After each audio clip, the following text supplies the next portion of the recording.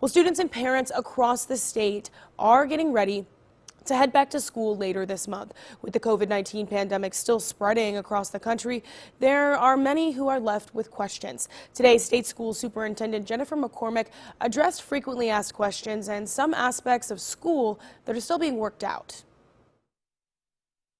It's no secret that heading back to school this year will look much different. When you are designed for an on-site instructional educational environment and you are changing on a dime to do everything on-site, remote, hybrid, I mean, it's not easy and it's not inexpensive. One big expense is that schools have had to buy PPE, plexiglass, and more technology than they ever have before.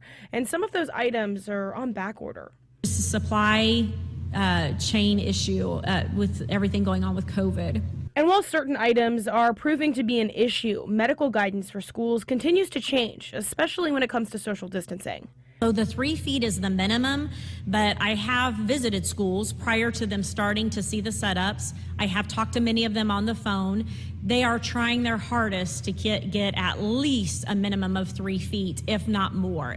Another issue schools are still trying to figure out is standardized testing. We are struggling with, if students are virtual, how does that work with state mandated testing? Standardized testing is not a one-size-fits-all option, especially since many of them are spread out throughout the start of school and aren't able to be taken virtually. If the families are like, my child is not coming in, I don't want them around people, but yet we're saying, but they have to come in for the statewide tests and they're going to be in with all those kids, that's where the rub is coming. McCormick says the only way standardized testing can be canceled is if the state and federal government gets involved. For some of the tests, we would need a waiver, a federal waiver. If we are pushing for that in the state, we would need state legislation to help us with that, or the governor's office to help us with that.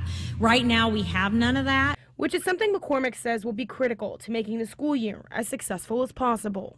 Anything we can get waived this year as far as the assessments that are high stake for accountability obviously is going to be extremely important. I'm not sure how fair it is given the fluidity of this situation. McCormick added that the State Board of Education and school districts are doing everything they can to provide the best education in the safest way possible.